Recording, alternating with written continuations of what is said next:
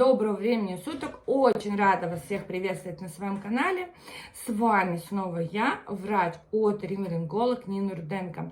В этом видео хочу поговорить, почему не помогает лечение от кашля. Если говорить о детях раннего возраста, то есть это дети до 5 лет, в 70% случаев у детей кашель вызван воспалением глоточной миндалины или аденоидов. Это связано с тем, что аденоиды воспаляются, на них образовывается слизь. Эта слизь стекает по задней стенке глотки, и ребенок ее откашливает. Чаще всего кашель редкий, либо в утренние часы, либо вечерние, либо после того, как ребенок побегал или попрыгал, он может откашлять. Ребенок, как правило, активный, веселый, его, в принципе, ничего не беспокоит. Но вы можете заметить, что во время сна у ребенка затруднено носовое дыхание. Либо он сопит, либо храпит. Это говорит о том, что у ребенка воспалены аденоиды. Чаще всего ребенок получает лечение именно от кашля. Это либо различные сиропы, либо ингаляции с гормонами, либо полоскание горла, рассасывание леденцов и так далее. Но все это не приносит никакого облегчения.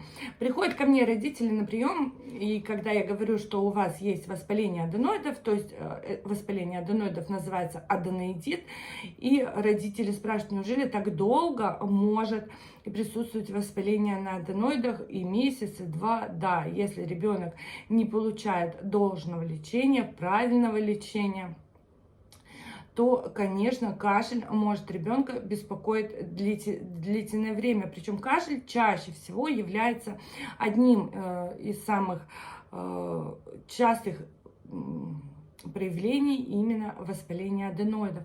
И когда ребенок уже получает конкретное лечение на воспаленную глоточную миндалину, кашель проходит достаточно быстро, восстанавливается носовое дыхание. Опять-таки, вы говорите, допустим, что я регулярно промываю нос солевым раствором. Но если, например, вы промываете нос обычным спреем, струя не доходит до лимфоидной ткани, и, безусловно, очистить слизистую лимфоидной ткани достаточно тяжело. Поэтому обычное промывание вот этими спреями не помогает. Помогает, когда струя достигает именно задних отделов носоглотки и тем самым очищает, разжижает эту слизь. Опять-таки, все эти промывания либо шприцом под напором, либо использование капельницы, да, эти промывания достаточно хорошо помогают, очищают аденоидную ткань, но нужно быть аккуратным. Я расскажу обязательно, как правильно промывать нос в другом видео. И только тогда, когда санирована глоточная миндалина и ребенок получает лечение, только тогда у ребенка проходит кашель. Это если говорить о детях раннего возраста. Бывает у ребенка, конечно, и бронхит. Но чаще всего в раннем возрасте рецидивирующее течение бронхитов, когда присутствует гиперреактивность бронхов, то есть на фоне аллергии. Такие дети, как правило, наблюдаются у аллергологов. Если говорить о детях старшего возраста, конечно, здесь гораздо больше причин может присутствовать. В меньшей степени уже кашель из-за глоточно-миндальной, это кашель может быть из-за постназального затека, либо вследствие искривленной носовой перегородки, вазомоторного ринита, синусита.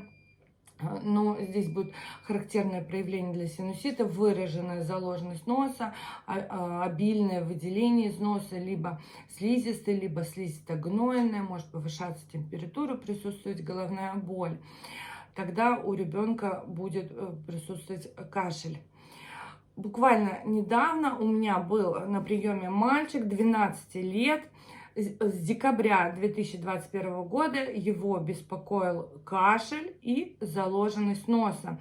Ко мне они обратились в мае 2022 года. То есть в течение полугода ребенка беспокоил кашель и заложенность носа.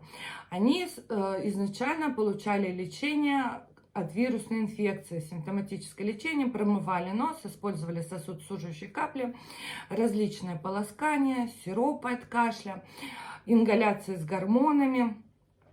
И все это не приносило эффекта. То есть у ребенка абсолютно отсутствовала динамика. В итоге в апреле, в конце марта они попали на прием к аллергологу. У ребенка подтвердился диагноз аллергический ринит, и ребенок получал лечение от аллергического ринита.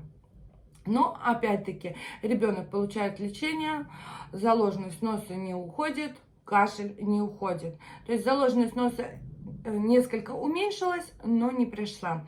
И вот они попадают, наконец, на прием ко мне. И, как оказалось, у ребенка не только присутствовал аллергический ринит, но и значительное увеличение патологической стафилококковой микрофлоры, то есть бактериальная инфекция. Получилось у ребенка сочетание и бактериальной инфекции, и аллергической. Возможно, изначально ребенок переносил ОРВИ, но затем присоединилась бактериальная инфекция и тут же аллергический ринит. То есть такая микс-инфекция. И буквально за неделю у ребенка прошли все симптомы. И заложенность носа, выделение из носа и кашель. То есть, представляете, ребенок с декабря полгода получал различные лечения, но эффекта никакого не было абсолютно. То есть его беспокоила заложенность носа выраженная, у него чесались глаза, да, чесался кончик носа, и выделения из носа были прозрачные, но, как оказалось, присутствовала бактериальная флора, причем в значительном количестве. Поэтому на что я рекомендовала бы обратить внимание, если это дети раннего возраста, то здесь нужно думать о воспалении глоточной миндалини как причине длительного кашля.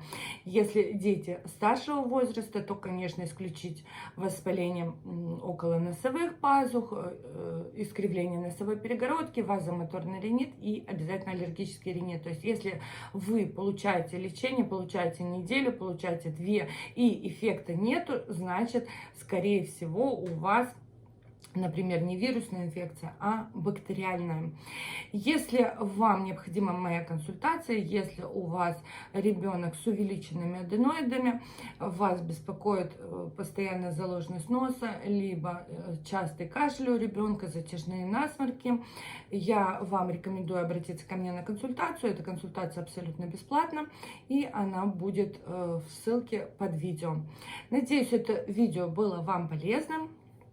Не забывайте подписываться на мой канал.